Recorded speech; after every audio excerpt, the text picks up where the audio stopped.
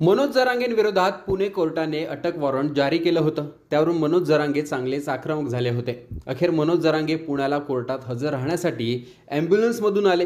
मनोज जरांगे यांच्यावर नाट्य निर्मात्याची फसवणूक केल्याचा आरोप आहे। याच प्रकरणात पुणे सत्र न्यायालयाने त्यांना दिलासा दिला, त्यावेळी समज सुद्धा दिली। पुणे न्यायालयाने मनोज जरांगे यांचं अटक वॉरंट रद्द केलंय।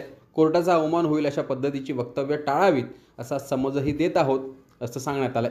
यावेळेस मनोज जरांगे यांचे वकील यांनी काय माहिती दिली आहे का? मेहरबान कोर्टाने मनोज जरांगे पाटलांवर वॉरंट काढलं होतं, कारण ते 23 तारखेला कोर्टापुढे हजर नव्हते।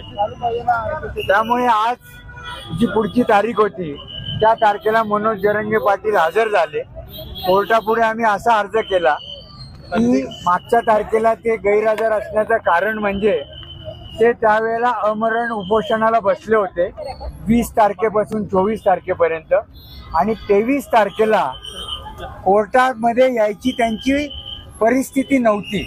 त्यांना चालण्याला त्रास होत होता आणि डॉक्टरांनी प्रवास करण्यापासून त्यांना मज्जाव केला होता, आणि त्यामुळे ते 23 तारखेला त्यांच्या गावाहून पुण्यापर्यंत प्रवास करू शकत नव्हते, म्हणून ते कोर्टामध्ये आले नाही।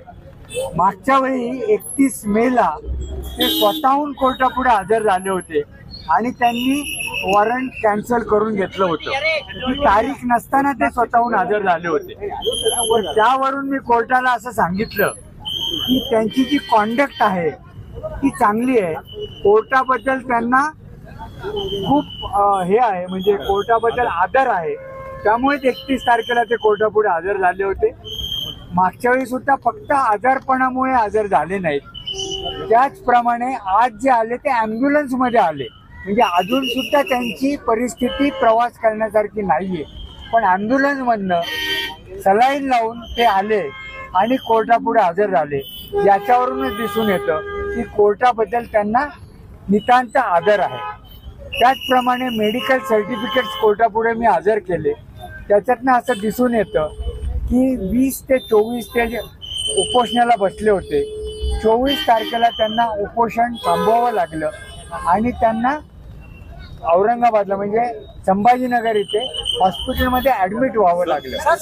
सरकारी वकील म्हटले की त्यांनी कोर्टाचा अपमान केला, अवमान केला, आणि ऍडमिट जे त्यांना केलं त्याच्यामध्ये किडनीला त्यांचा त्रास झालाय, किडनीचं इन्फेक्शन झालंय, हायपोग्लायसेमिया झालाय आणि इतरही काही आजार आहे, त्यामुळे त्यांना ऍडमिट केलं होतं।